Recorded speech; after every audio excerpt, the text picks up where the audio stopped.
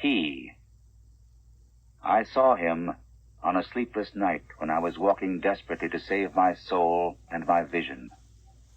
My coming to New York had been a mistake, for whereas I had looked for poignant wonder and inspiration in the teeming labyrinths of ancient streets that twist endlessly from forgotten courts and squares and waterfronts to courts and squares and waterfronts equally forgotten, and in the cyclopean modern towers and pinnacles that rise blackly Babylonian under waning moons, I had found instead only a sense of horror and oppression which threatened to master, paralyze, and annihilate me. The disillusion had been gradual. Coming for the first time upon the town, I had seen it in the sunset from a bridge, majestic above its waters, its incredible peaks and pyramids rising flower-like and delicate from pools of violet mist to play with the flaming golden clouds and the first stars of evening. Then it had lighted up window by window above the shimmering tides where lanterns nodded and gilded and deep horns bayed weird harmonies, and itself became a starry firmament of dream, redolent of fairy music, and one with the marvels of Carcassonne and Samarkand and El Dorado and all glorious and half-fabulous cities. Shortly afterward, I was taken through those antique ways so dear to my fancy, narrow, curving alleys and passages where rows of red Georgian brick blinked with small-paned dormers above pillared doorways that had looked on gilded sedans and paneled coaches. And in the first flush of realization of these long-wished things, I thought I had indeed achieved such treasures as would make me, in time, a poet. But success and happiness were not to be. Garish daylight showed only squalor and alienage, and the noxious elephantiasis of climbing, spreading stone, where the moon had hinted of loveliness and elder magic. And the throngs of people that seethed through the flume-like streets were squat, swarthy strangers with hardened faces and narrow eyes, shrewd strangers without dreams and without kinship to the scenes about them, who could never mean aught to a blue-eyed man of the old folk, with the love of fair green lanes and white New England village steeples in his heart. So instead of the poems I had hoped for, there came only a shuddering blankness and ineffable loneliness. And I saw at last a fearful truth which no one had ever dared to breathe before. The unwhisperable secret of secrets. The fact that this city of stone and strider is not a sentient perpetuation of old New York, as London is of old London and Paris of old Paris, but that it is in fact quite dead, its sprawling body imperfectly embalmed and infested with queer animate things which have nothing to do with it as it was in life. Upon making this discovery, I ceased to sleep comfortably, though something of resigned tranquility came back as I gradually formed the habit of keeping off the streets by day and venturing abroad only at night, when darkness calls forth what little of the past still hovers wraith-like about, and old white doorways remember the stalwart forms that once passed through them. With this mode of relief, I even wrote a few poems, and still refrained from going home to my people, lest I seemed to crawl back ignobly in defeat. Then, on a sleepless night's walk, I met the man. It was in a grotesque, hidden courtyard of the Greenwich section, for there in my ignorance I had settled, having heard of the place as the natural home of poets and artists. The archaic lanes and houses and unexpected bits of square and court had indeed delighted me, and when I found the poets and artists to be loud-voiced pretenders whose quaintness is tinsel and whose lives are denial of all that pure beauty which is poetry and art, I stayed on for love of these venerable things. I fancied them as they were in their prime, when Greenwich was a placid village, not yet engulfed by the town, and in the hours before dawn, when all the revelers had slunk away, I used to wander alone among their cryptical windings and brood upon the curious arcana which generations must have deposited there. This kept my soul alive, and gave me a few of those dreams and visions for which the poet far within me cried out.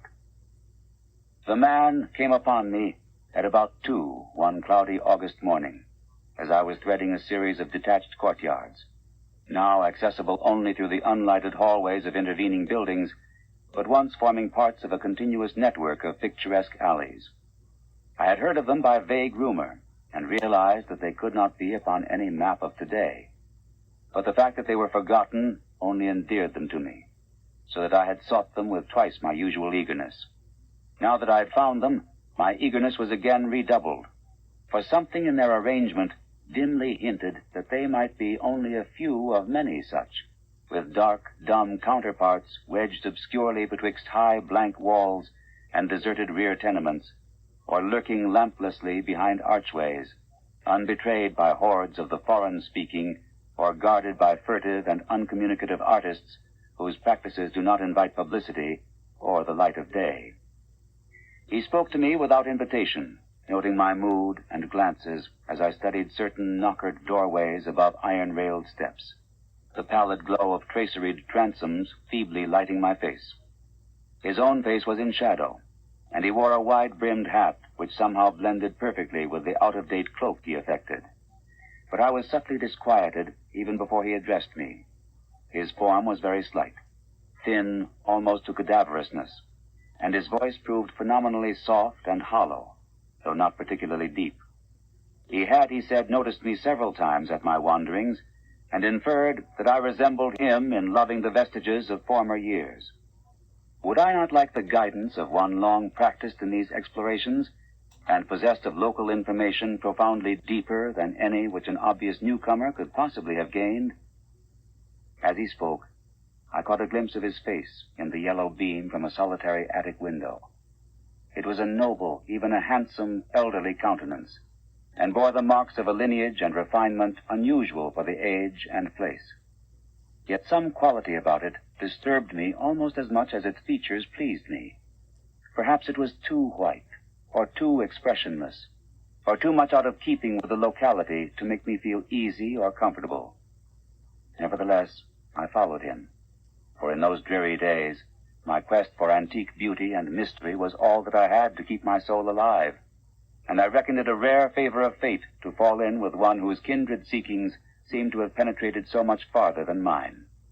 Something in the night constrained the cloaked man to silence, and for a long hour he led me forward without needless words, making only the briefest of comments concerning ancient names and dates and changes, and directing my progress very largely by gestures as we squeezed through interstices, tiptoed through corridors, clambered over brick walls, and once crawled on hands and knees through a low, arched passage of stone whose immense length and tortuous twistings effaced at last every hint of geographical location I had managed to preserve.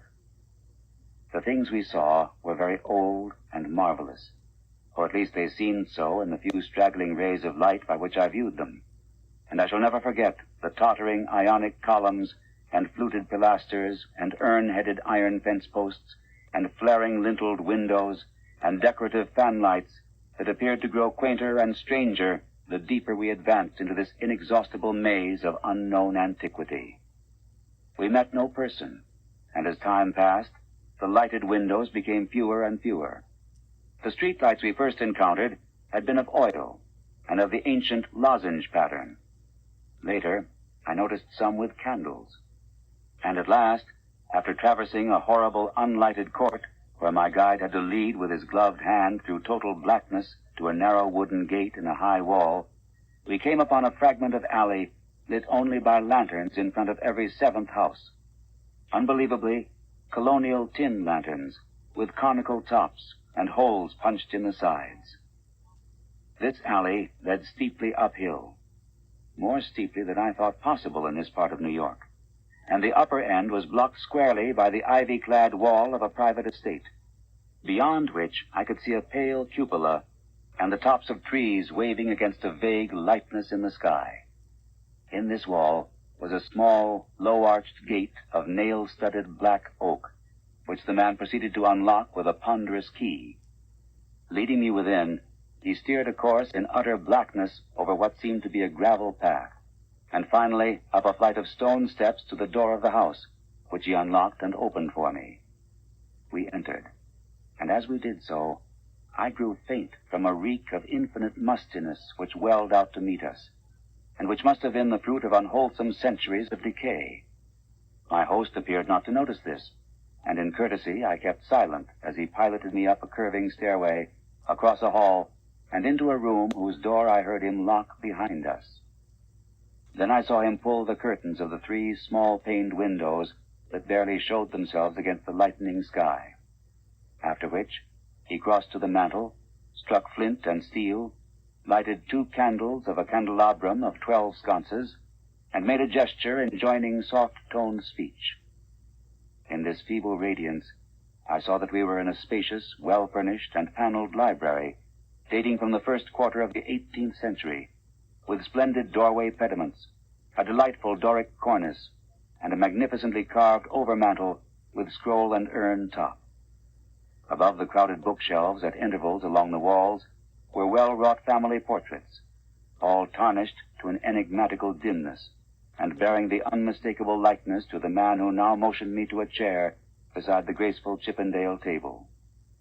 Before seating himself across the table from me, my host paused for a moment, as if in embarrassment, then, tardily removing his gloves, wide-brimmed hat, and cloak, stood theatrically revealed in full mid-Georgian costume, from queued hair and neck ruffles to knee breeches, silk hose, and the buckled shoes I had not previously noticed. Now, slowly sinking into a lyre-back chair, he commenced to eye me intently.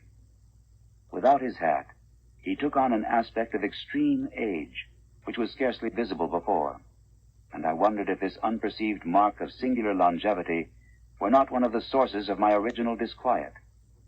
When he spoke at length, his soft, hollow, and carefully muffled voice not infrequently quavered, and now and then I had great difficulty in following him as I listened with a thrill of amazement and half-disavowed alarm which grew each instant.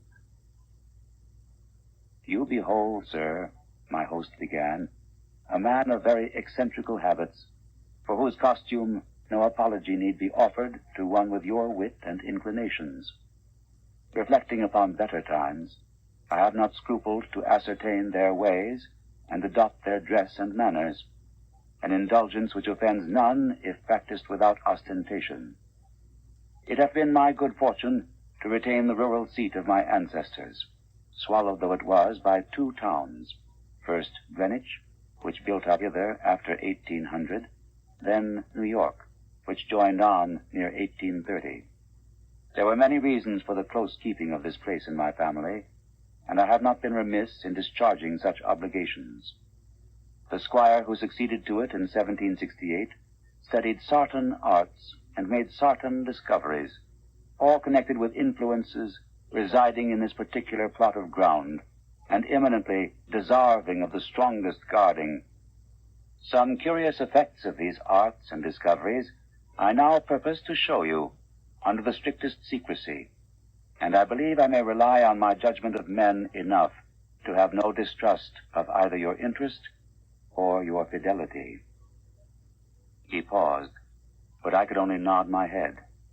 I have said that I was alarmed, yet to my soul nothing was more deadly than the material daylight world of New York, and whether this man were a harmless eccentric or a wielder of dangerous arts, I had no choice save to follow him and slake my sense of wonder on whatever he might have to offer. So I listened. "To my ancestor," he softly continued, "there appeared to reside some very remarkable qualities in the will of mankind, qualities having a little suspected dominance not only over the acts of oneself and of others, but over every variety of force and substance in nature, and over many elements and dimensions deemed more universal than nature herself. May I say that he flouted the sanctity of things as great as space and time, and that he put to strange uses the rights of certain half-breed Red Indians once encamped upon this hill. These Indians showed choler when the place was built, and were plaguy pestilent in asking to visit the grounds at the full of the moon. For years they stole over the wall each month when they could, and by stealth performed certain acts. Then, in 68, the new squire catched them at their doings and stood still at what he saw. Thereafter, he bargained with them and exchanged the free access of his grounds for the exact inwardness of what they did, learning that their grandfathers got part of their custom from red ancestors and part from an old Dutchman in the time of the States General. And pox on him, I'm afeard the squire must have sarved them monstrous bad rum, whether or not by intent.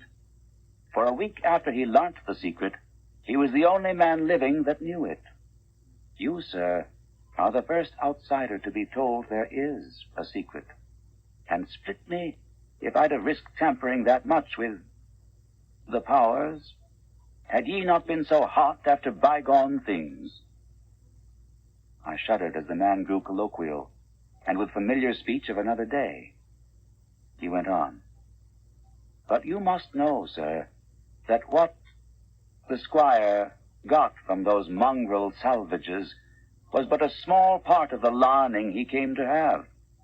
He had not been at Oxford for nothing, nor talked to no account with an ancient chemist and astrologer in Paris. He was, in fine, made sensible that all the world is but the smoke of our intellects, past the bidding of the vulgar, but by the wise to be puffed out and drawn in like any cloud of prime Virginia tobacco. What we want, we may make about us, and what we don't want, we may sweep away. I won't say that all this is wholly true in body, but 'tis sufficient true to furnish a very pretty spectacle now and then. You, I conceive, would be tickled by a better sight of certain other years than your fancy affords you. So be pleased to hold back any fright at what I design to show. Come to the window and be quiet. My host now took my hand to draw me to one of the two windows on the long side of the malodorous room, and at the first touch of his ungloved fingers, I turned cold. His flesh, though dry and firm, was of the quality of ice, and I almost shrank away from his pulling. But again I thought of the emptiness and horror of reality, and boldly prepared to follow whithersoever I might be led. Once at the window, the man drew apart the yellow silk curtains and directed my stare into the blackness outside. For a moment, I saw nothing save a myriad of tiny dancing lights far, far before me. Then, as if in response to an insidious motion of my host's hand, a flash of heat lightning played over the scene, and I looked out upon a sea of luxuriant foliage unpolluted, and not the sea of roofs to be expected by any normal mind. On my right, the Hudson glittered wickedly, and in the distance ahead, I saw the unhealthy shimmer of a vast salt marsh constellated with nervous fireflies. The flash died, and an evil smile illumined the waxy face of the aged necromancer. That was before my time, before the new squire's time. Pray let us try again. I was faint, even fainter than the hateful modernity of that accursed city had made me.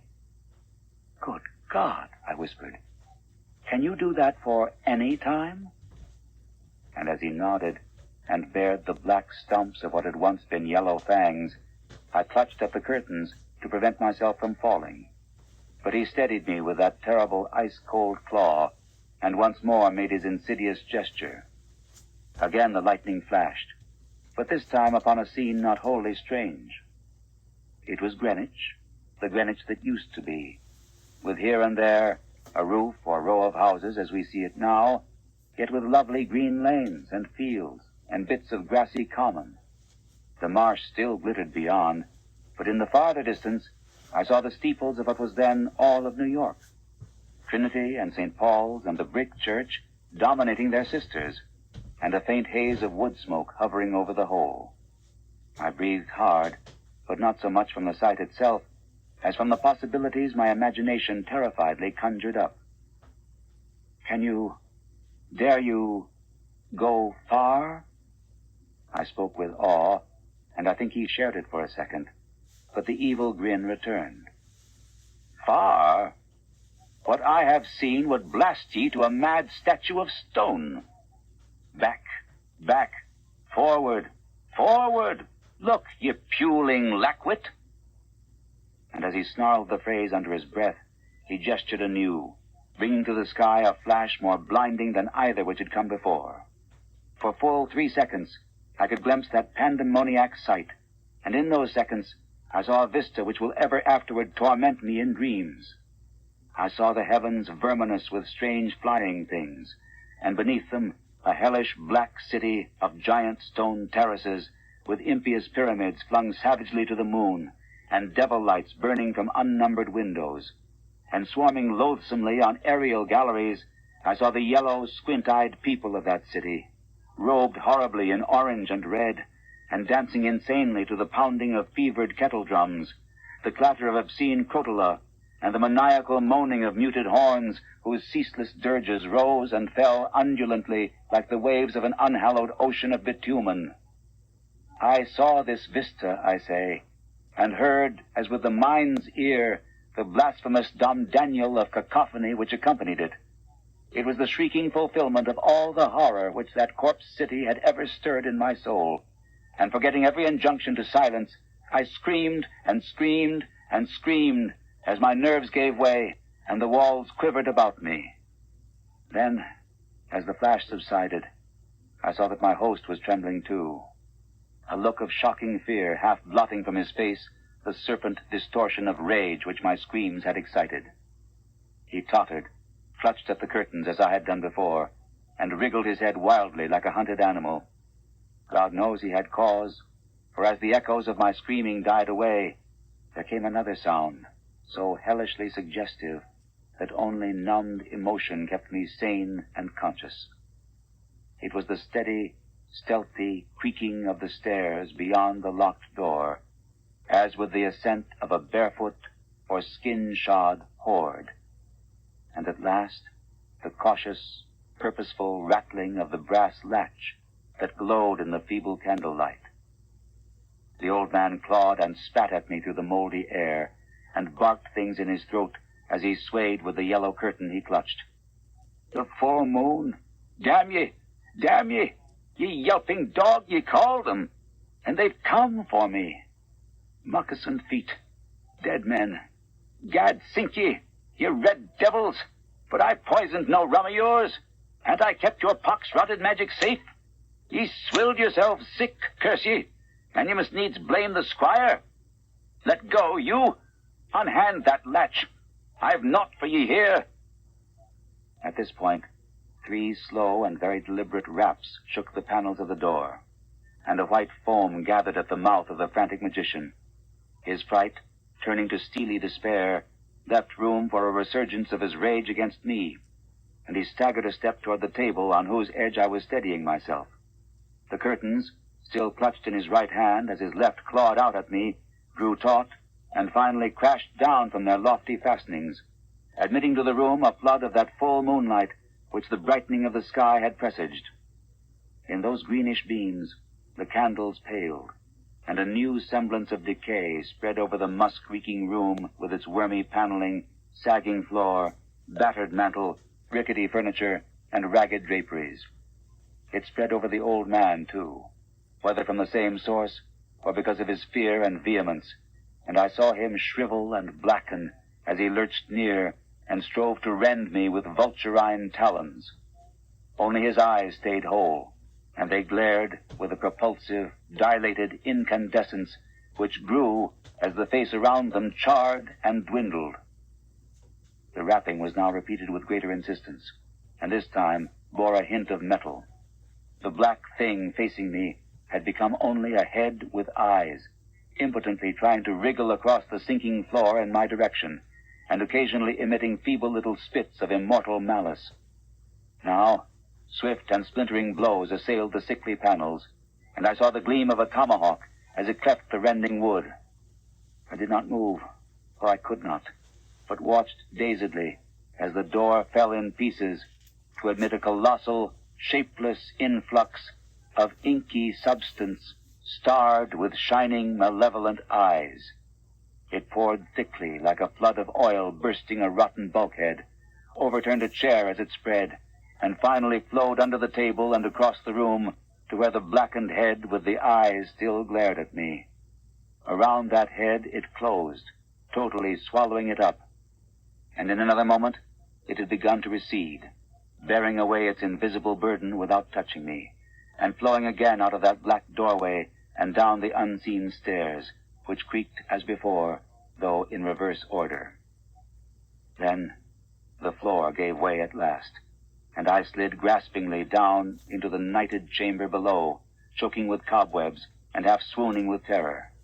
The green moon, shining through broken windows, showed me the hall door half open, and as I rose from the plaster-strewn floor and twisted myself free from the sagged ceiling, I saw sweep past it an awful torrent of blackness, with scores of baleful eyes glowing in it. It was seeking the door to the cellar, and when it found it, it vanished therein. I now felt the floor of this lower room giving as that of the upper chamber had done, and once a crashing above had been followed by the fall past the west window of something which must have been the cupola.